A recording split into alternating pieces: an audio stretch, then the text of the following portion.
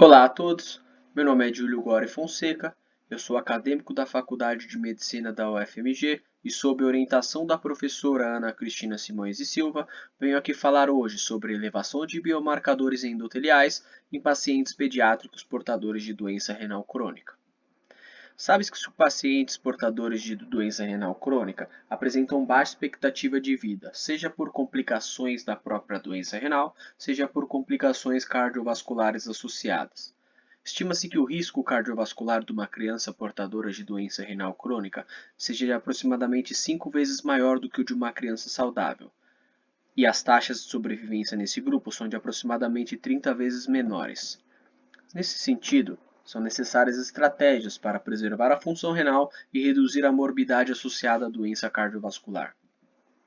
O objetivo do nosso estudo foi o de avaliar biomarcadores de ativação endotelial relacionados à inflamação e agregação plaquetária em crianças portadoras de doença renal crônica e crianças saudáveis.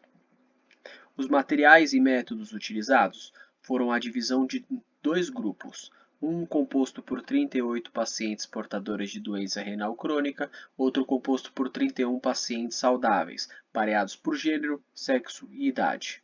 Foram inclusos no nosso estudo pacientes entre 2 e 18 anos, portadores de doença renal crônica estágio 3 e 4 e sem comorbidades adicionais.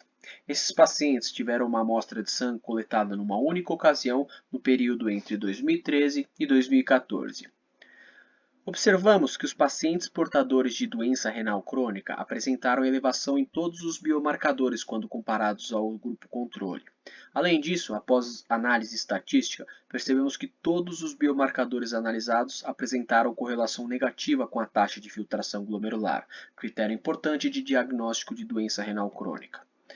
Para avaliar a correlação de biomarcadores com a presença ou ausência de doença renal crônica, foi ajustado o modelo de regressão logística binária, em que obtivemos uma equação que dependia do valor de 3 dos biomarcadores analisados para dar ou não o diagnóstico de doença renal crônica. Foi estabelecido um ponto de corte de 0,57, para o qual valores acima deste ponto de corte poderiam dar o diagnóstico de doença renal crônica com uma sensibilidade de 92% e uma especificidade de 96,8%. Portanto, concluímos que a doença renal crônica permite um estado de ativação endotelial confluindo para um estado protrombótico, provocando um risco de morte precoce. Além disso, as dosagens dos biomarcadores utilizados na equação permitiram o estabelecimento de um ponto de corte com alta acurácia para o diagnóstico de doença renal crônica. Obrigado.